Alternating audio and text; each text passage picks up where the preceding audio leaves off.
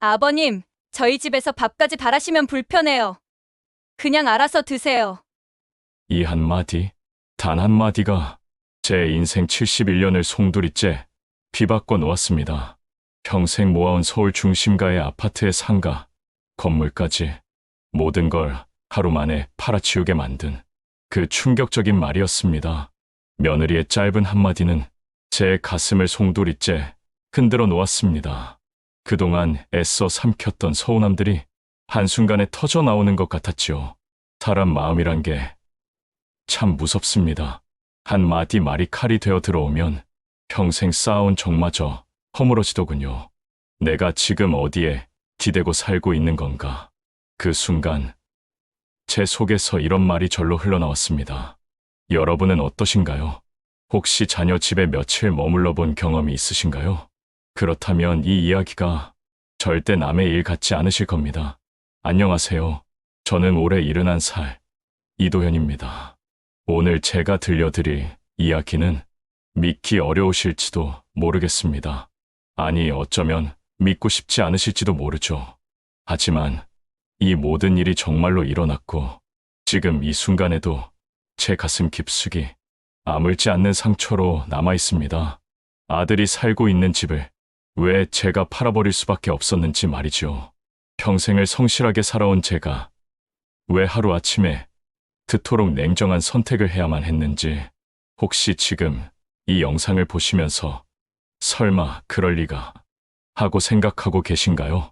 저도 그랬습니다. 제 몸에 일어날 때까지는요.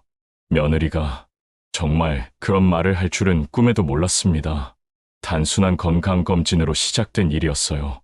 그저 며칠만 머물 생각이었던 아들의 집에서 제가 마주하게 된 믿을 수 없는 현실. 평생 아껴 모은 재산으로 아들에게 아파트를 사주고 넉넉한 생활비까지 그렇게 베풀며 키워낸 자식이 어떤 말을 했는지 아십니까? 여러분이라면 어떻게 하셨을까요?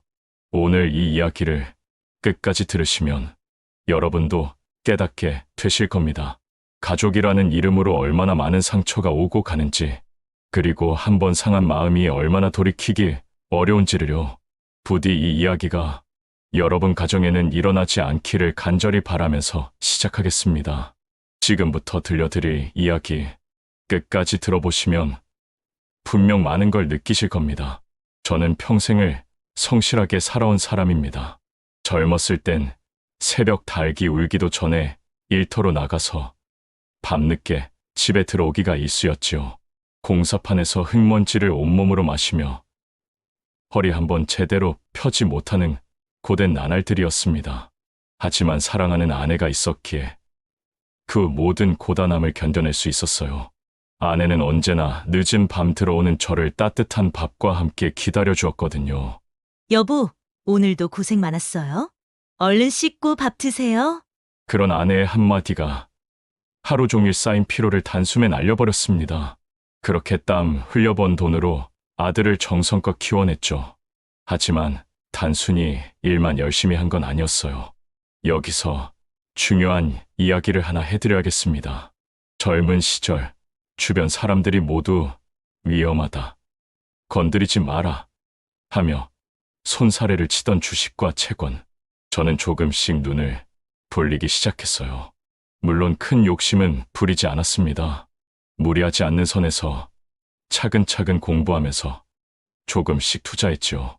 성실하게 모은 돈에 꾸준한 투자 수익이 더해지면서 재산이 차곡차곡 쌓여갔습니다. 그 결과 제 노후는 이미 완벽하게 보장되어 있었어요. 국민연금은 물론이고 개인연금까지 매달 꾸준히 들어오는 돈이 있었죠. 생활비 걱정 전혀 없었습니다. 특히 자랑스러운 건 서울 중심가에 있는 아파트 한 채와 안정적으로 월세가 들어오는 상가, 건물이 모두 제 명의로 되어 있다는 것이었어요. 그 중에서도 그 8억짜리 아파트는 아들 내외가 신혼 때부터 살고 있었습니다. 상가 건물 역시 제가 직접 관리하지 않아도 매달 월세가 꼬박꼬박 들어왔고요. 저는 그 모든 관리를 아들에게 맡기고 제 인생의 뒷자리를 조금은 느긋하게 살아보기로 마음먹었습니다. 그래서 아내와 함께 큰 결심을 했어요. 여보, 이제 서울 생활은 그만두고 고향으로 내려가자. 정말요? 그럼 우리 둘만의 시간을 보낼 수 있겠네요. 서울의 번잡하고 경쟁이 치열한 삶을 내려놓고 우리가 태어나고 자란 그 정겨운 고향으로 돌아가자는 거였죠. 상상만 해도 가슴이 설레었어요.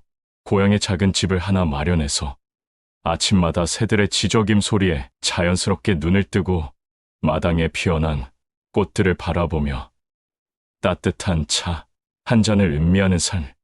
도시의 치열한 경쟁과 무거운 책임감에서 완전히 벗어나서 오롯이 우리 두 사람만의 평온함을 만끽하는 것. 그게 바로 저와 아내가 평생에 걸쳐 꿈꿔온 이상적인 노후 생활이었습니다. 자식 걱정은 이제 훌을 내려놓고 그저 시원한 자연의 바람을 온몸으로 느끼며 작은 일상의 행복 속에서 웃음이 끊이지 않는 하루하루를 보내는 것. 그것이 우리 부부가 수십 년간 품어온 소중한 소망이었지요. 그리고 실제로 제가 그토록 고생해서 모아온 재산 덕분에 아들은 자라면서 큰 어려움을 겪지 않았습니다. 학비는 물론이고 생활비까지 무엇 하나 모자람 없이 뒷바라지를 해주었기 때문에 아들은 언제나 또래 친구들보다 훨씬 여유롭고 안정적인 환경에서 성장할 수 있었어요. 다른 친구들이 용돈이 부족하다며 편의점이나 치킨집에서 아르바이트를 전전할 때도 제 아들은 그런 걱정 없이 온전히 학업에만 집중할 수 있었지요. 아빠, 친구들은 다 알바하는데 저는 안 해도 되나요? 너는 공부만 열심히 해. 돈 걱정은 아빠가 다 알아서 할 테니까. 그때 제가 아들에게 한 말입니다. 자식이 돈 걱정 없이 꿈을 펼칠 수 있게 해주고 싶었거든요. 결혼할 때도 마찬가지였습니다. 서울 중심가, 그것도 누구나 탐낼 만한 최고 입지의 아파트를 제가 제 명의 그대로 아들에게 내어주었어요.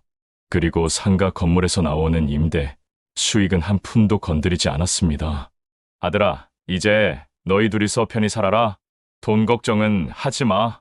덕분에 아들 내외는 넉넉한 생활비를 쓰면서도 저축까지 탄탄히 할 수 있었고, 다른 신혼부부들에게는 가장 큰 고민거리인 집 장만이나 대출 걱정 같은 건 아예 모르고 살았습니다. 그야말로 평탄하고 여유로운 삶이었죠. 저는 그런 아들의 모습을 멀리서 지켜보며 정말 흐뭇했어요. 그래, 내가 평생 땀 흘리고 고생해서 모아온 게 결국 우리 자식에게 이렇게 도움이 되는구나. 그런 생각에 마음이 뿌듯하고 안도가 되었습니다. 아내와 함께 고향의 작은 집에서 소박하게 지내면서도 늘 마음 한편에는 아들이 서울에서 편하고 안정적으로 잘 살고 있다는 든든한 만족감이 자리하고 있었어요. 그런데 그러던 어느 평범한 날이었습니다. 정기 건강검진 일정이 잡혔어요. 사실 나이가 들면서 건강 관리에 더욱 신경을 쓰게 되잖아요. 특히 서울에 있는 큰 종합병원에서 정밀검사를 받기로 했는데 문제는 며칠에 걸쳐서 진료와 검사 일정이 이어진다는 것이었어요. 매번 고향에서 서울까지 오락가락하기에는 너무 번거롭더라고요. 시간도 시간이지만 체력적으로도 부담이 컸습니다. 그래서 자연스럽게 생각이 났죠. 그냥 잠시 아들 집에 머물면서 검사를 받자. 일주일 정도면 충분할 거라고 생각했어요. 단지 짧은 머무름일 뿐이었고 그 이상은 전혀 생각하지 않았습니다. 그때만 해도 말이에요. 그 선택이 제 인생을 완전히 뒤바꿔 놓을 거라고는 꿈에도 몰랐습니다. 서울로 올라온 첫날 분위기는 정말 좋았습니다. 오랜만에 아들 집 문을 열고 들어서니 며느리가 환한 미소로 맞아주더라고요. 아버님, 어머님, 어서 오세요. 오랜만이에요. 그래, 잠시 폐만 끼치고 갈게. 무슨 말씀을 그렇게 하세요? 언제든 오셔도 되는 걸요. 그 말을 들으니 괜스레 마음이 따뜻해졌어요. 역시 우리 며느리야 하는 생각이 절로 들었지요. 저녁 시간이 되자 온 가족이 둘러앉아 함께 식사를 했습니다. 오랜만에 보는 화목한 가족 식탁이었어요. 아버지, 병원 검사 일정은 어떻게 되세요? 내일부터 시작인데 며칠만 걸릴 줄 알았는데 생각보다 오래 걸릴 것 같더라. 괜찮아요. 천천히 받으세요. 건강이 제일 중요하잖아요. 아들의 배려 깊은 말에 제 마음도 한결 놓였습니다. 아내와 며느리가 함께 부엌에서 설거지하며 웃고 떠드는 소리도 정겨웠고 주말이 되면 아들과 함께 근처 시장을 걸으며 이런저런 이야기를 나누기도 했어요. 아빠, 같이 다니까 좋네요. 앞으로도 자주 이렇게 해요. 그래, 너랑 나란히 걷고 있으니 나도 젊어진 기분이다. 그때까지만 해도 모든 게 평화로웠습니다. 마치 오랜만에 가족이 한자리에 모여 웃음을 나누는 그런 따뜻한 시간이었죠. 며느리도 저를 정말 정성스럽게 챙겨줬어요. 아버님, 이거 오늘 시장에서 사온 사과예요. 당도가 정말 높다고 하니까 드셔보세요. 고맙다. 괜히 신경 쓰게 해서 미안하구나. 무슨 말씀을 그렇게 하세요? 당연한 일인걸요. 그런 며느리를 보며 제 마음속에는 이 집에서 내가 정말 환영받고 있구나 하는 따뜻한 확신이 번져갔습니다. 하지만 그 평화로운 분위기는 오래가지 못했어요. 병원에서 첫 검사 결과를 받던 그날 모든 게 달라지기 시작했습니다. 어떻게 나왔나요, 선생님? 의사는 잠시 검사 결과지를 들여다보더니 조심스럽게 입을 열었어요. 작은 용종 몇 개가 발견되었습니다. 그 말을 듣는 순간 가슴이 철렁 내려앉았습니다. 네, 용종이요. 그게 심각한 건가요? 아직 크지 않고 양성일 가능성이 높지만 추가 검사가 필요할 것 같습니다. CT, 촬영과 내시경 검사, 그리고 혈액 검사까지 다 해보시는 게 좋겠어요. 그럼 얼마나 더 걸릴까요? 의사는 달력을 보더니 한숨을 쉬었습니다. 일정이 각각 따로 잡히다 보니 한 달 반 정도는 계속 오셔야 하겠네요. 너무 걱정하지는 마세요. 정밀하게 확인해보자는 거예요. 한 달 반. 그 말이 제 귀에 울렸습니다. 일주일이면 끝날 줄 알았던 간단한 검진이 갑자기 한 달 반이라는 긴 시간으로 늘어나 버린 거예요. 늘 건강만은 자신 있어 했던 제가 갑자기 이런 상황에 직면하니 당황스러웠습니다. 술도 담배도 멀리하고 젊어서부터 꾸준히 운동하며 몸 관리를 해왔는데 추가 검사라는 말 앞에서는 그 모든 자신감이 한순간에 무너졌어요. 병원 복도를 걸으며 한참을 멍하니 있었습니다. 내가 정말 아픈 건가? 만약에 큰 병이라면 아내는, 아들은 걱정이 꼬리를 물고 이어졌습니다. 특히 아들과 며느리가 이 소식을 들으면 얼마나 놀라고 걱정하겠습니까? 괜히 애들한테 짐만 되는 건 아닐까? 그런 생각에 더욱 마음이 무거워졌어요. 집으로 돌아가는 길, 발걸음이 무거웠습니다. 어떻게 말을 꺼내야 할지 그것부터가 고민이었어요. 집에 도착해서 조심스럽게 상황을 설명했습니다. 병원에서 뭐라고 했어요? 큰 문제는 없는 것 같은데 좀 더 정밀하게 검사를 해보자고 하네. 그럼 다행이네요. 그런데 얼마나 더 걸려요? 그게 한 달 반 정도는 더 받아야 할 것 같아. 그 말이 떨어지자마자 분위기가 미묘하게 변했습니다. 아들은 잠시 말을 멈추더니 아, 그래요? 뭐? 그래도 검사니까 잘 받아보셔야죠. 며느리의 반응은 더욱 직접적이었어요. 그럼 한 달 반은 서울에 계셔야겠네요. 저희도 일정이 많아서 솔직히 좀. 그 목소리에는 분명히 미묘한 불편함이 섞여 있었습니다. 제가 상상했던 걱정이나 안타까움은 어디에도 보이지 않았어요. 오히려 그들이 제일 먼저 떠올린 건 생활의 불편함이었던 거죠. 그 순간 가슴이 쿵 하고 내려앉는 걸 느꼈습니다. 저는 아들이나 며느리가 깜짝 놀라며 걱정 말아요, 아버지. 저희가 잘 챙겨드릴게요 라고 말할 줄 알았거든요. 하지만 그런 기대는 허망하게 깨져버렸습니다. 그날 밤 혼자 방에 누워 천장을 바라보며 이런 생각이 들었어요. 내가 이 집에 오래 있는 게 혹시 짐이 되는 건 아닐까? 그리고 마음 깊숙한 곳에서 차가운 바람이 스쳐 지나가는 걸 느꼈습니다. 아직은 작은 균열이었지만 그것이 시작이었어요. 제가 지금까지 믿어왔던 모든 것들이 조금씩 흔들리기 시작한 순간이었습니다. 그 무렵부터 집안의 공기가 서서히 변하기 시작했습니다. 아들이 있을 때만큼은 겉보기에 여전히 평범해 보였어요. 가족이 함께 둘러앉아 웃으며 저녁을 먹고 TV 앞에 모여 앉아 소소한 이야기를 나누는 일상적인 풍경. 그 순간만큼은 모든 게 예전과 같아 보였습니다. 아들이 집에 있을 때 며느리는 여전히 다정했거든요. 아버님, 이거 드셔보세요. 오늘 좋은 반찬 해봤어요. 고맙다. 너무 신경 쓰지 마. 괜찮아요. 당연한 일인걸요. 아들 앞에서만큼은 정말 완벽한 며느리의 모습이었어요. 하지만 아들이 출근하고 나면 완전히 달랐습니다. 처음엔 미묘한 변화부터 시작됐어요. 아침 식탁이 부쩍 썰렁해지기 시작했거든요. 예전엔 따뜻한 국물에 정성스럽게 차린 반찬들이 가득했는데 어느 날부터인가 밥과 김치, 그리고 간단한 반찬 하나 정도만 올려져 있었습니다. 아, 바쁘니까 그렇겠지. 처음엔 그렇게 생각했어요.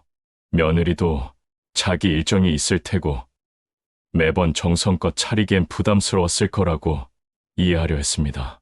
하지만 점심시간이 되면 상황은 더욱 노골적이었어요. 어느 날은 정말 충격적이었습니다. 점심시간이 되어 식탁으로 나왔는데 김치 하나만 덩그러니 놓여 있는 거예요. 이게 뭐지? 며느리가 급하게 나타나더니 무심한 얼굴로 말했어요. 아버님, 저 오늘 점심 약속 있어서요. 그냥 간단히 드세요. 아, 그래. 알았다. 저는 애써 웃으며 대답했지만 속으론 묘한 씁쓸함이 밀려왔습니다. 김치 하나로 점심을, 설마 정말 이걸로 드셔야 하는 건 아니겠죠. 하지만 며느리는 이미 화장을 고치며 외출 준비를 하고 있었어요. 그럼 저 다녀올게요. 문이 쾅 닫히는 소리와 함께 집안은 적막해졌습니다. 저는 그 김치를 한참 바라보다가 결국 혼자 라면을 끓여 먹었어요. 옛날 같으면 나 때문에 불편하지 않게 하려고 그러는 거겠지 하고 넘겼을 텐데, 하지만 이번엔 달랐습니다. 뭔가 의도적인 느낌이 들었거든요.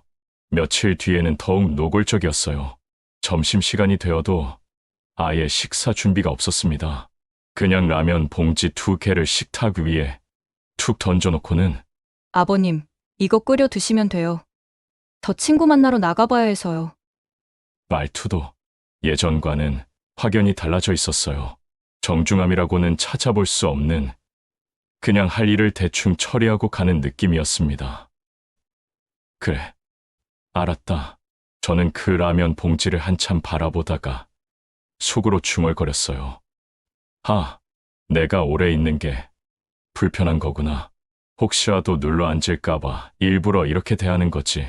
그 순간 그동안의 평안함이 송두리째 흔들리기 시작했습니다. 하지만 정말 가슴 아픈 건 아들의 태도였어요. 저녁에 아들이 돌아와서 제가 슬쩍 농담처럼 물어봤거든요. 네 엄마랑 나 여기 오래 있으면 며느리가 힘들어하지 않겠냐? 아들은 순간 굳은 표정을 지으며 난처하게 웃더군요. 에이, 아버지, 그런 건 아니에요. 하지만 그 다음에 나온 말이 다만 집에 사람이 많으면 아무래도 며칠만이 아니라 몇 주 계속 계시는 거니까 이해해 주셔야죠. 말끝을 흐렸지만 제 귀에는 분명히 들렸습니다. 아들도 며느리의 불편함에 어느 정도 공감하고 있다는 거요. 아니, 공감을 넘어서서 제가 여기 있는 것 자체를 부담스러워하고 있다는 거요. 그래도 아버지 건강 때문인데, 제가 다시 말하자 아들은 더욱 애매하게 대답했어요. 물론 그렇죠. 하지만 아시잖아요. 요즘 젊은 부부들은 예전과 달라서 좀 이해해 주세요. 그 말 속에 담긴 진짜 의미를 저는 너무나 잘 알 수 있었습니다. 아버지, 며느리가 싫어하니까 적당히 눈치 보고 빨리 내려가세요. 그런 뜻이었어요. 그렇다고 아들이 저를 정면으로 내치지는 않았습니다. 아무래도 친아버지이니까 매몰차게는 말 못하고 그저 두 사람 사이에서 애써 균형을 잡으려는 모습이었어요. 하지만 그 모습이 오히려 더 서글펐습니다. 며느리의 눈치를 보느라 자신의 아버지에게조차 제대로 된 말 한마디 못하는 아들을 보는 게 말이에요. 내가 자식 집에 머무는 게 이렇게 부담스러운 일이었나? 내가 여기 있으면 정말 안 되는 건가? 그런 생각이 들기 시작했어요. 더욱 충격적인 일도 있었습니다. 어느 날 오후 며느리 친구들이 놀러 온 적이 있었어요. 거실에서 수다를 떨며 웃고 있는 소리가 들렸는데 언니 시아버지 언제까지 계실 거예요? 아, 진짜 모르겠어요. 병원 검사 때문에 한 달 넘게 계시는데 언제 끝날지도 모르겠고. 어머, 그럼 진짜 힘드시겠네요. 나라도 못 견딜 것 같은데. 맞아요. 솔직히 제 생활이 완전히 없어졌어요. 자유롭게 나가지도 못하고. 그 대화를 방에서 다 듣고 있던 저는 가슴이 철렁 내려앉았습니다. 친구들 앞에서까지 이렇게 말하다니 제가 이 집에서 얼마나 환영받지 못하는 존재인지를 적나라하게 보여주는 순간이었어요. 그날 저녁 아들이 퇴근해서 돌아왔을 때 저는 은근히 확인해봤어요. 며느리가 좀 힘들어하는 것 같던데 아들은 잠시 멈칫하더니 아, 좀 그런 것 같긴 해요. 집에 사람이 많으니까. 그럼 내가 빨리 내려가는 게 낫겠구나. 아니에요, 아버지. 검사 다 받고 가셔야죠. 하지만 그 말투에는 진심 어린 만류의 느낌이 전혀 없었어요. 오히려 그래도 되면 빨리 가주시면 좋겠다는 속마음이 은연중에 드러나는 것 같았습니다. 내 아들이 정말 이런 생각을 하고 있는 건가? 그날 밤 어둠 속에서 잠을 이루지 못하며 이런 생각이 들었어요. 제가 평생을 바쳐 키워낸 아들이 아내의 눈치를 보느라 친아버지를 외면하고 있다는 현실을 받아들이기가 너무 힘들었거든요. 그리고 더욱 무서운 건 이 모든 상황이 점점 더 악화되고 있다는 것이었습니다. 집안의 공기는 나날이 차가워져 갔고 며느리의 태도는 더욱 노골적이 되어 갔어요. 그리고 아들은 그 모든 걸 알면서도 모르는 척하며 외면하고 있었습니다. 이게 정말 내가 꿈꿔온 가족의 모습인가? 그 질문 앞에서 저는 답을 찾을 수가 없었습니다. 그날 저녁은 평생 잊을 수 없는 밤이 되었습니다. 아들이 퇴근해서 집에 들어왔을 때 얼굴에 피곤함이 역력했어요. 회사에서 힘든 일이 있었나 봅니다. 아들아, 고생했구나. 저녁은 먹었니? 아, 네. 회사에서 간단히 먹고 왔어요. 너무 피곤해서요. 목소리에서 지친기가 묻어났습니다. 저는 괜스레 미안한 마음이 들어서 아들을 더 피곤하게 하고 싶지 않았어요. 그럼 얼른 들어가서 쉬어라. 아버지는 TV나 보다가 일찍 잘게. 네, 그러세요. 아들은 고개만 끄덕이고는 방으로 들어갔습니다. 평소보다 훨씬 말수가 적었어요. 저도 일찍 방으로 들어가 쉬기로 했습니다. 괜히 거실에 오래 앉아 있으면 또 눈치가 보일 것 같았거든요. 방문을 닫고 침대에 누워 있는데 거실에서 대화하는 소리가 들려왔어요. 처음엔 그냥 일상적인 대화려니 했는데 점점 목소리가 커지더라고요. 며느리의 목소리가 먼저 들려왔습니다.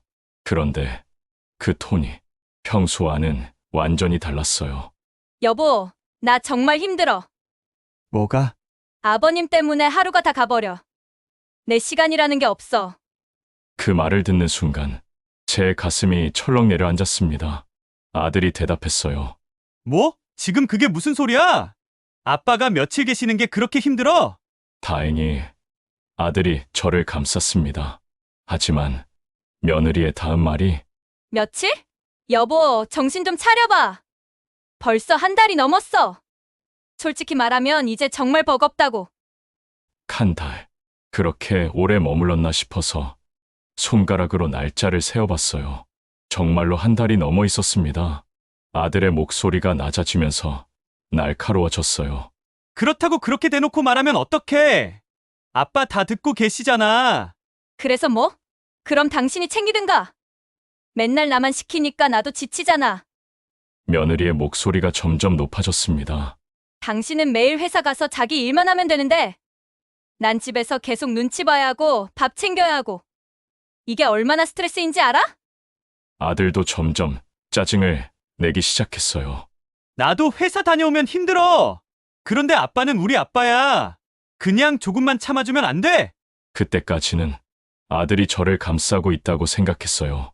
하지만 며느리의 다음 말이 정말 충격적이었습니다. 참아? 내가 얼마나 더 참아야 하는데? 아버님 검사 때문에 한 달 반이나 계신다면서. 그리고 이어진 말이 지금도 생생히 기억납니다. 그러다가 정말 어디 아프다고 나오기라도 하면 어떡할 건데? 그럼 뭐 올라와서 아예 우리랑 같이 살자고 하면? 당신 진짜 감당할 수 있어? 지금처럼 편하게 살던 거 다 무너지는 거야. 난 그거 절대 못해. 내 인생은 어디 있는데? 방 안에서 그 말을 듣고 있던 저는 숨이 막혔습니다. 며느리가 걱정하는 건 제 건강이 아니었어요. 혹시라도 제가 아픈 몸으로 이 집에 눌러 앉을까봐 두려워하는 거였습니다. 그리고 아들의 반응이 더욱 절망적이었어요. 아들은 한숨을 깊게 내쉬며 목소리를 낮췄지만 그 말이 오히려 더 날카롭게 제 가슴을 찔렀습니다. 그건 아직 모르는 일이고, 뭐, 그때가 되면 방법을 찾아야지. 방법? 며느리의 목소리가 더욱 날카로워졌어요. 무슨 방법? 솔직히 말해봐.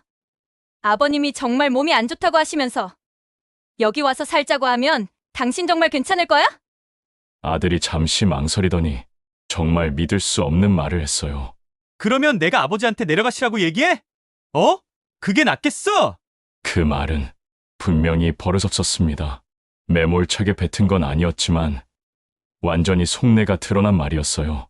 저를 직접 내치지는 못하니까 며느리의 눈치를 보면서 결국 제게 떠나라고 말할 수도 있다는 그런 의미였습니다. 며느리가 바로 맞받아쳤어요. 그래, 그게 나아. 솔직히 말하면 아버님이 계속 여기 계시면 우리 생활이 완전히 달라져. 친구들도 못 만나고 자유롭게 외출도 못하고. 그리고 만약에 정말 아프시다고 하면서 병수발까지 해달라고 하면? 나 정말 못해. 그런 건 정말 못해. 아들이 조용히 대답했어요. 알았어, 알겠다고. 그럼 내가 적당한 때에 아버지께 말씀드려볼게. 언제? 언제까지? 검사 끝나면 바로. 저는 방 안에서 그 모든 대화를 듣고 있었습니다. 귀를 막아보려 했지만 이미 단어 하나하나가 제 심장을 파고들고 있었어요. 내가 이 집에 있는 게 정말 이렇게 큰 짐이구나. 아픈 게 걱정되는 게 아니라 혹시라도 내가 눌러앉을까봐 두려워하는 거구나. 그리고 내 아들은 아내 편에 서서 나를 내보낼 생각을 하고 있구나. 그 순간 정말 숨이 막혔습니다. 평생을 바쳐 키워낸 아들이 저를 감당할 수 없는 짐으로 여기고 있었던 겁니다. 제가 땀 흘려 모아온 재산으로 아들에게 아파트를 사주고 넉넉한 생활비까지 대주면서 그렇게 뒷바라지해준 자식이 말이에요. 대화는 계속 이어졌어요. 며느리가 다시 입을 열었습니다. 여보, 솔직히 말할게. 나는 시부모님 모시고 사는 거 절대 못해. 다른 며느리들은 어떤지 모르겠지만 나는 정말 못해. 내 꿈이 뭔지 알아? 우리 둘이서 자유롭게 하고 싶은 거 다 하면서 사는 거야. 그런데 아버님이 계속 여기 계시면 그런 생활은 꿈도 못 꿔. 아들이 한숨을 쉬며 대답했어요. 알겠어. 나도 사실 좀 그런 생각이 들긴 해. 요즘 젊은 부부들은 다 그렇게 사는 거 아니야? 맞아. 그래서 내가 이렇게 말하는 거야. 우리만 유독 희생할 이유는 없잖아. 근데 그래도 아버지인데. 아버지라고 해서 우리가 모든 걸 포기해야 해? 아버님도 충분히 여유 있으시잖아. 혼자서도 충분히 사실 수 있으시고. 며느리의 말은 계속 이어졌습니다. 그리고 솔직히 말하면 요즘 같은 세상에 부모님과 같이 사는 게 당연한 건 아니야. 각자 독립적으로 사는 게 서로한테도 좋은 거지. 그 말을 들으며 저는 온몸이 떨렸습니다. 이 아이들에게 저는 그냥 처리해야 할 짐일 뿐이었어요. 가족도 아버지도 아닌 그냥 불편한 존재였던 거죠. 아들의 마지막 말이 결정타였습니다. 그래, 알겠어. 내가 내일부터 슬슬 눈치 줘볼게. 검사 끝나는 대로 내려가시라고. 정말? 약속해? 응, 약속해. 그들의 목소리가 점점 작아지면서 각자 방으로 들어가는 소리가 들렸어요. 저는 어둠 속에서 홀로 누워 눈을 감았습니다. 하지만 눈꺼풀 너머로 번져오는 절망은 차마 막아낼 수가 없었습니다. 그날 밤, 저는 한잠도 자지 못했습니다. 내가 정말 이런 취급을 받으며 살아야 하는 건가? 평생을 바쳐 키워낸 자식이 나를 이렇게 생각하고 있었다니, 그 충격은 상상할 수 없을 정도로 컸습니다. 그리고 그 순간부터 제 마음속에서는 무언가가 단단히 굳어지기 시작했어요. 이대로 둘 수는 없다. 내가 직접 행동해야 한다. 새벽이 되어서야 저는 하나의 결심을 굳혔습니다. 며칠 뒤 본가에 있던 아내가 서울로 올라왔습니다. 사실 아내에게는 그날 밤에 들었던 대화 내용을 아무 말도 하지 않았어요. 어떻게 말해야 할지도 모르겠고 괜히 아내까지 상처받게 하고 싶지 않았거든요. 하지만 아내는 제 표정만 봐도 뭔가 이상하다는 걸 눈치챘나 봅니다. 여보, 왜 이렇게 얼굴이 어두워요? 검사 결과가 안 좋아요? 아니야, 그런 건 아니고. 그럼 뭐예요? 며느리가 뭐라고 했어요? 날카로운 여자의 직감이었죠. 하지만 저는 고개를 저으며 대답했어요. 그런 거 아니야. 그냥 오래 폐에 끼치는 것 같아서. 아내는 제 손을 잡으며 상냥하게 말했습니다. 무슨 소리예요? 아들 집인데 뭐가 폐가 돼요? 오늘은 다 같이 외식이나 하자. 기분 좀 풀고 좋은 시간 보내자고. 그렇게 저녁 시간에 내 식구가 함께 근처 식당으로 향했어요. 간만에 온 가족이 모였다는 생각에 아내는 잔뜩 들뜬 얼굴이었습니다. 식당에서 자리를 잡고 앉자마자 아내가 밝은 목소리로 말했어요. 그래도 검사 결과는 괜찮다고 했죠? 봐요. 내가 뭘 했어요. 괜히 걱정할 거 없다고 했잖아요. 저는 잠시 망설이다가 조심스럽게 대답했습니다. 응, 큰 문제는 없는 것 같은데 몇 가지는 좀 더 살펴보자고 하네. 그래서 한 달 정도는 더 검사를 받아야 할 것 같아. 한 달요? 아내가 놀란 표정을 지었어요. 그럼 내가 같이 다니면서 챙기면 되겠네요. 내려가기 전에 일정만 잘 맞추면. 저는 사실 그 자리에서 아내와 상의하려고 했어요. 혹시라도 우리가 다시 고향으로 내려가고 제가 검사 일정마다 오락가락하는 게 나은지 이야기를 조심스럽게 꺼내려던 순간이었습니다. 그런데 뜻밖에도 며느리가 먼저 입을 열었어요. 어머님, 며느리의 목소리에는 평소와는 다른 결연한 무언가가 담겨 있었습니다. 솔직히 말씀드릴게요. 그 말을 듣는 순간 저는 온몸에 소름이 돋았어요. 아, 이제 시작이구나. 전 아버님 밥더는 못 챙기겠어요. 식탁 위의 공기가 순식간에 차가워졌습니다. 아내는 젓가락을 철컥 떨어뜨리며 굳은 얼굴로 며느리를 바라봤어요. 지금 뭐라고 했니? 차라리 어머님이 직접 모시고 내려가시는 게 나을 것 같아요. 며느리는 떨리는 목소리였지만 끝까지 말을 이어갔습니다. 저도 제 생활이 있어요. 이렇게 오래 계실 줄은 몰랐거든요. 아내의 얼굴이 순간 새하얗게 질렸습니다. 내가 지금 무슨 소리를 하는 거니? 솔직히 불편해요. 며느리가 더욱 직설적으로 말했어요. 아버님 모시는 건 당연히 해야 할 일일지도 모르지만 전 아직 제 삶을 살고 싶어요. 주변 테이블의 손님들이 하나 둘씩 저희 쪽을 쳐다보기 시작했습니다. 아들이 급하게 나섰어요. 여보! 어머니 앞에서 어떻게 그런 말을 할 수가 있어? 아빠는 잠시 계시는 건데. 하지만 며느리는 멈추지 않았어요. 잠시. 목소리가 점점 높아졌습니다. 벌써 한 달 반이에요. 앞으로도 계속 검사 받는다고 하셨잖아요. 이게 언제 끝날지도 모르는데 그럼 어떡해요? 그리고 이어진 말이 정말 충격적이었어요. 아버님이 정말 어디 아프다고 나오기라도 하면 아예 우리 집에 올라와서 같이 살자고 하면요? 당신 그거 감당할 수 있어요? 아내가 벌떡 일어섰습니다. 내가 그런 생각을 하고 있었다니. 목소리가 떨렸어요. 검사라면 걱정하고 도와야지. 어떻게 그런 말을 입에 올릴 수 있니? 그게 말이 된다고 생각하니? 며느리도 질세라 대답했어요. 어머님은 몰라요. 매일 집에서 눈치 봐야 하는 게 얼마나 힘든지. 자유롭게 친구도 못 만나고 외출도 맘대로 못하고 제 생활이 완전히 없어졌다고요. 아내의 목소리가 더욱 높아졌습니다. 그게 시집온 며느리가 할 말이니? 가족이 아프면 서로 도와야 하는 거 아니야? 내가 아플 때는 누가 돌봐주겠니? 그 순간 며느리가 정말 믿을 수 없는 말을 했어요. 저는 그런 거 바라지 않아요. 저도 아프면 제가 알아서 할 거예요. 어머님들 세대와 저희는 달라요. 각자 독립적으로 사는 게 서로한테 좋은 거라고요. 식당 안이 완전히 조용해졌습니다. 모든 손님들이 저희 테이블을 보고 있었어요. 그 아내는 완전히 말을 잃었습니다. 그런 아내를 보니 제 가슴도 찢어질 것 같았어요. 그때 아들이 끼어들었어요. 여보, 그만해! 사람들이 다 보잖아! 하지만 며느리는 멈추지 않았습니다. 뭘 그만해요? 저도 답답해서 못 살겠는데. 솔직히 말하면 지금처럼 편하게 살던 거 다 무너지는 거 아니에요? 전 그게 너무 두려워요. 아내가 정말 힘없는 목소리로 말했어요. 그럼 우리가 어떻게 하면 되니? 검사는 받아야 하는데. 며느리가 단호하게 대답했어요. 내려가서 받으세요. 매번 올라오시든지 아니면 거기 병원에서 받으시든지. 전 더 이상 못 챙겨드려요. 그 순간 저는 결국 숟가락을 내려놓았습니다.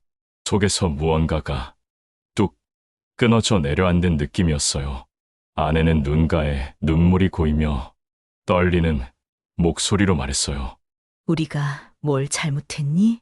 시아버지가 아프다는데 며느리가 그렇게 말하는 게 맞니? 며느리는 고개를 돌리며 대답했어요. 죄송하지만 전 못해요. 정말 못해요. 아들은 그 모든 상황에서 아무 말도 하지 못하고 있었어요. 아내가 아들을 바라보며 물었습니다. 너는 어떻게 생각하니? 아들이 한참을 망설이더니 엄마, 요즘 젊은 부부들은 좀 다르긴 해요. 그리고 아빠 건강도 큰 문제 없다고 했으니까. 그 말을 듣는 순간 아내의 얼굴에서 모든 생기가 사라졌습니다. 너도 그렇게 생각하는 거구나. 아내는 천천히 일어서며 말했어요. 알겠다. 우리가 짐이 되는구나. 그리고 저를 바라보며 여보, 일어나요. 우리 집에 가요. 저도 말없이 일어섰습니다. 며느리가 뒤늦게 당황하며 말했어요. 어머님, 그게 아니라 제가 너무 직설적으로 말해서. 하지만 아내는 고개를 저으며 아니야. 내가 솔직하게 말해줘서 고마워. 우리가 착각하고 있었나 보구나. 아들도 급하게 일어서며 어머니, 저희가 잘못 말했어요. 다시 앉으세요. 하지만 이미 늦었습니다. 저는 아내의 손을 잡고 식당을 나왔어요. 그날 밤 우리는 근처 여관에서 잤습니다. 그 아내는 밤새 울었어요. 여보, 우리가 뭘 잘못했을까요? 평생 자식 위해서 살아왔는데 이게 뭐예요? 저는 아내를 안으며 말했어요. 미안해. 내가 미안해. 그리고 그날 밤 저는 마음속으로 결심했습니다. 이제 정말 끝을 봐야겠다. 그날 밤을 여관에서 보낸 후 저는 새벽 일찍 일어나 혼자 생각에 잠겼습니다. 아내는 아직 잠들어 있었지만 눈꺼풀이 부어있는 걸 보니 얼마나 많이 울었는지 알 수 있었어요. 창밖으로 서울의 새벽 풍경이 보였습니다. 이렇게 일찍 일어나서 이 도시를 바라본 건 정말 오랜만이었어요. 내가 정말 이렇게 살아야 하나? 머릿속에서 지난 한 달 반 동안의 일들이 주마등처럼 스쳐 지나갔습니다. 며느리가 라면 봉지를 툭 던져놓던 모습, 친구들과 나누던 그 차가운 대화들, 그리고 어젯밤 식당에서의 그 참담한 순간들. 하지만 무엇보다도 아들의 태도가 가장 가슴 아팠어요. 내가 평생을 바쳐 키워낸 자식이 나를 이렇게 생각하고 있었다니. 그때 제 머릿속에 한 가지 생각이 번개처럼 스쳐 지나갔습니다. 그래, 이 모든 걸 당연하게 여기니까 고마움도 모르고 함부로 대하는 거야. 제가 평생 고생해서 모아온 재산, 그것이 그들에게는 그냥 당연한 배경일 뿐이었어요. 공짜로 주어진 것이니까 소중함을 모르는 거였죠. 만약에 그게 없어진다면 그제야 깨닫게 될까? 그 순간 제 안에서 무언가가 단단히 굳어지기 시작했습니다. 이대로 두면 안 되겠다. 내가 직접 행동해서 확실한 교훈을 남겨야 한다. 아내가 깨어났을 때 저는 이미 결심을 굳힌 상태였어요. 여보, 일어났어요? 응, 잠이 안 와서. 어떻게 할 거예요? 정말 집으로 내려갈까요? 저는 잠시 망설이다가 조심스럽게 입을 열었어요. 여보, 나 혼자 좀 나갔다 올게. 어디 가려고요? 그냥 머리 좀 식히고 올게. 너무 답답해서. 아내는 걱정스러운 표정으로 저를 바라봤지만 더 이상 묻지는 않았어요. 여관을 나선 저는 곧바로 부동산 중개사무소로 향했습니다. 길을 걸으면서도 마음이 복잡했어요. 정말 이런 선택을 해도 되는 건가 하는 생각이 계속 들었거든요. 하지만 어젯밤 며느리의 그 말들이 계속 귓가에 맴돌았습니다. 전 그런 거 바라지 않아요. 각자 독립적으로 사는 게 서로한테 좋은 거라고요. 그래, 각자 독립적으로 살고 싶다고 했지. 그럼 정말 독립적으로 살아보라고 해야겠다. 부동산 사무소 문을 열고 들어섰을 때 중개업소 사장이 놀란 표정을 지었어요. 이렇게 일찍 웬일이세요? 사장님, 우리 아파트 말인데요. 아, 아드님이 사시는 그 아파트요? 왜요? 저는 깊이 숨을 들이쉬었습니다. 그리고 알겠습니다. 사장의 표정이 순간 굳어졌어요. 네, 뭐라고요? 그 아파트 팔고 싶습니다. 아니, 갑자기 왜요? 아드님도 아시고요. 제 명의로 된 제 재산입니다. 제가 처분하는 게 뭐가 문제입니까? 제 목소리는 단호했고 손끝은 전혀 떨리지 않았어요. 사장이 당황하며 말했습니다. 그렇긴 하지만 아드님 가족이 살고 계시잖아요. 갑자기 파시면 그건 제가 알아서 할 일입니다. 사장님은 그냥 빨리 팔아주세요. 얼마에 내놓을까요? 시세대로 하세요. 8억이면 8억, 8억 5천이면 8억 5천. 빨리 처분되는 게 중요합니다. 사장은 여전히 의아한 표정이었지만 서류를 꺼내기 시작했어요. 그럼 일단 매물로 등록은 하겠는데 정말 괜찮으신 거죠? 네, 확실합니다. 집으로 돌아가는 길, 제 마음은 오히려 후련했습니다. 그래, 이제 시작이야. 당연하게 여겼던 게 얼마나 소중한 건지 이제 알게 될 거야. 여관에 도착했을 때 아내가 걱정스러운 얼굴로 기다리고 있었어요. 어디 갔다 왔어요? 한참 걱정했잖아요. 미안해, 그냥 좀 걸었어. 저는 아직 아내에게 아파트를 팔았다는 얘기는 하지 않았어요. 나중에 결과가 나오면 그때 말하려고 했습니다. 그럼 이제 어떻게 할 거예요? 아들한테 전화해 볼까요? 아니야. 며칠 더 있다 가자. 검사도 받아야 하고. 사실 전 그 며칠 동안 아들과 며느리가 어떤 반응을 보일지 궁금했어요. 정말 저희가 짐이라고 생각한다면 연락도 안 올 거 아니겠어요? 첫째 날 연락이 없었습니다. 둘째 날 아들한테서 문자 하나가 왔어요. 아버지, 어머니 괜찮으세요? 뒤에는 언제 들어오실 거예요? 그냥 형식적인 안부 문자였어요. 진심이 담긴 사과나 만류의 말은 없었습니다. 저는 답장하지 않았어요. 셋째 날 며느리한테서 문자가 왔습니다. 어머니, 아버님, 죄송합니다. 제가 말을 너무 심하게 했나 봐요. 들어오세요. 이것도 진심보다는 의무감으로 보내는 메시지 같았어요. 나흘째 되던 날 드디어 부동산에서 연락이 왔습니다. 이도현 씨, 손님이 나타났어요. 8억 2천에 사겠다는 분이 계십니다. 좋습니다.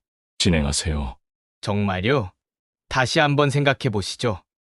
아드님하고 상의는 상의할 거 없습니다. 바로 계약하세요. 이틀 뒤 계약금을 받는 계약이 완료됐습니다. 정말 놀라운 건 그 사이에도 아들이나 며느리한테서 진심 어린 연락은 한 통도 오지 않았다는 거예요. 역시 우리가 없어도 별로 상관없다고 생각하는 거구나. 계약서에 도장을 찍으며 저는 속으로 중얼거렸어요. 이제 곧 알게 될 거야. 당연하다고 생각했던 게 얼마나 큰 것이었는지 말이야. 그리고 마침내 그 순간이 왔습니다. 집이 팔렸다는 소식을 알려줄 때가 말이에요. 저는 아들에게 전화를 걸었습니다. 아들아, 나다. 아, 아버지, 어디 계세요? 언제 들어오실 거예요? 들어가긴 뭘 들어가. 그 집 이미 팔렸는데 전화 너머로 정적이 흘렀습니다. 네. 뭐라고 하셨어요? 그 아파트 내가 팔았다. 아, 아버지, 설마 농담이시죠? 농담으로 보이니 8억 2천에 매매 계약했어. 계약금도 이미 받았고 그제야 아들이 다급한 목소리로 말했어요. 아버지, 그럼 저희는 어디서 살아요? 저는 차갑게 대답했습니다. 그건 너희가 알아서 할 일이지. 내가 왜 챙겨줘야 하냐. 계약금까지 받았으니까 이제 확정이야. 한 달 안에 집 비워야 해. 며느리가 각자 독립적으로 살자고 했잖아. 그럼 정말 독립해서 살아봐라. 아들이 완전히 패닉 상태가 되어 소리쳤어요. 아버지, 정말 집을 파셨다고요? 정말로요? 그럼 거짓말인 줄 알았니? 매매 계약서도 다 나왔고 계약금도 받았어. 한 달 안에 나가야 하니까 너희가 살 집 빨리 알아봐라. 전화가 끊겼습니다. 30분 뒤 아들과 며느리가 여관으로 달려왔어요. 둘 다 얼굴이 새하얗게 질려 있었습니다. 문을 쾅쾅 두드리며 아버지, 어머니, 문 열어주세요. 저는 천천히 문을 열었습니다. 며느리가 울음을 터뜨리며 말했어요. 아버님, 정말 집을 파셨어요? 정말로요? 그래, 팔았다. 계약금까지 받았으니 이제 되돌릴 수도 없어. 아들이 머리를 쥐어뜯으며 아버지, 그럼 저희는 정말 어디서 살아요? 한 달 안에 집을 구해야 한다고요? 저는 단호하게 대답했습니다. 내가 불편하다고 했지. 그럼 나도 불편하지 않게 살겠다. 이 집은 내 명의로 된 내 재산이었어. 내가 처분하는 게 뭐가 잘못이냐. 그리고 한 가지 더 중요한 이야기를 했습니다. 아, 그리고 상가 건물 월세 관리도 이제 내가 직접 할 거야. 그동안 내가 해줘서 고마웠지만 번거로웠을 텐데 미안했다. 앞으론 너희는 전혀 신경 쓰지 않아도 되니까 걱정 마라. 아들의 얼굴이 더욱 새하얗게 질렸습니다. 아버지, 그럼 그 월세 수입도 당연하지. 내 건물인데 내가 관리하는 게 당연한 거 아니야? 한순간에 아들 내외의 경제적 기반이 모두 사라져버린 셈이었어요. 며느리가 무릎을 꿇으며 아버님, 제발요. 제가 너무 철이 없었어요. 그때 그냥 지쳐서 정말 경솔하게 말했어요. 제발 용서해 주세요. 다시는 그런 말 안 할게요. 아들도 따라서 고개를 조아리며 아버지, 저도 정말 잘못했어요. 말만 앞섰지. 정작 아버지를 제대로 챙기지도 못했고, 제발 용서해 주세요. 하지만 저는 고개를 저으며 차가운 목소리로 말했습니다. 미안하다고 해서 다 없어지는 게 아니다. 말은 칼보다 깊은 상처를 남긴다. 그리고 그 상처는 평생을 따라다닌다. 너희들이 한 말, 나는 절대 잊지 않을 거야. 며느리가 더욱 절망적으로 울며 그럼 저희는 정말 어떻게 해요? 한 달 안에 집도 구해야 하고 월세 수입도 없어지면 저는 냉정하게 대답했어요. 그건 너희 일이야. 각자 독립적으로 살고 싶다고 했잖아. 이제 정말 독립해서 살아보면 되지 않겠니? 내가 왜 너희 인생까지 책임져줘야 하냐? 그날 저희는 그대로 고향 집으로 내려갔습니다. 뒤에서 아들과 며느리가 아무리 붙잡아도 저는 돌아보지 않았어요. 이제야 시작이다. 당연하게 여겼던 것들이 얼마나 소중한 건지 이제 몸으로 깨달을 때가 됐어. 그날 이후 저는 집을 팔고 본가로 내려와 아내와 함께 살고 있습니다. 다행히 건강에는 큰 이상이 없는 것으로 나왔고 돈도 충분했기에 생활에는 부족함이 없었어요. 아들 내외는 시간이 날 때마다 지방으로 내려와 사죄했습니다. 아버지, 앞으로는 제가 직접 챙기겠습니다. 다시는 그런 일 없을 겁니다. 아버님, 제가 너무 어리석었습니다. 다시는 그런 말 하지 않겠습니다. 그들의 말에 고개를 끄덕여주긴 했지만 마음속 상처는 쉽게 지워지지 않았어요. 그날의 말들이 제 평생을 따라다닐 흉터가 되었으니까요. 여러분, 지금 이 영상을 보고 계시는 분들께 꼭 말씀드리고 싶은 게 있어요. 당장의 나의 편안함, 안락함에만 치중한다면 모든 걸 잃을 수도 있습니다. 가족 간의 믿음은 한 번 잃으면 절대 되돌릴 수 없습니다. 지금 곁에 있는 가족을 돌아보세요. 혹시 무심코 던진 한마디가 부모님의 가슴을 찌르고 있진 않나요? 혹시 부모님의 희생을 너무 당연하게 여기고 있진 않으세요? 가족에게 가장 값진 선물은 거창한 돈도 화려한 선물도 아니에요. 따뜻한 말 한마디, 작은 배려 하나. 그것이 곧 평생을 지탱하는 힘이 됩니다. 5분만 투자해도 됩니다. 아직 늦지 않았어요. 오늘 당장 부모님께 안부 전화 한 통 드려보세요. 그리고 고마웠다고, 사랑한다고 말씀드리세요.